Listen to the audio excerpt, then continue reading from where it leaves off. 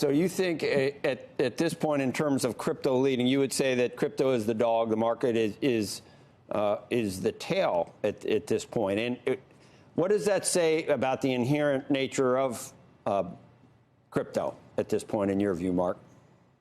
Well, what it says is that a lot of people have put their hopes into crypto. I mean, I'm talking the guy on the street, the guy that normally would not be into stock markets.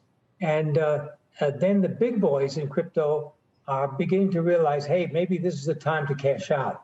So they begin to sell. And of course, they're also selling into their stock market as well, because they're pessimistic. So it's a combination of two things, the guy on the street and the big boys who are now, rushing to the exits. Let me ask you this, Mark. I was going to ask Mike Santoli, who was just on, about historical precedent. There hasn't been the macro flush where the VIX gets up to 40 or so, and I've seen a few of them back in 87.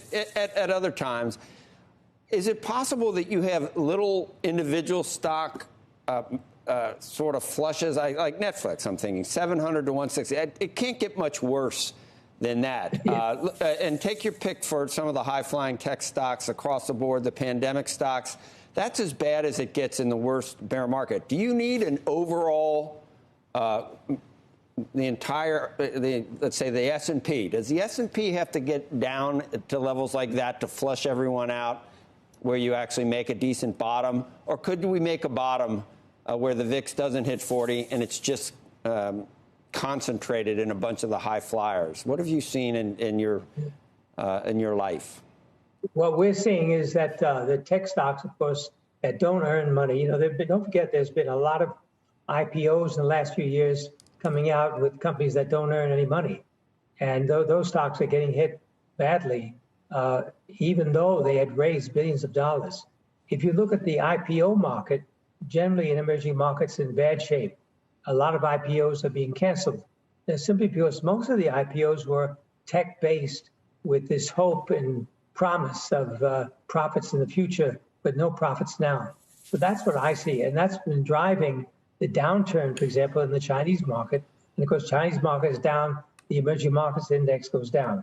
So you've got to now pick and choose and be very specific in what you want to look at, particularly companies that are actually earning money.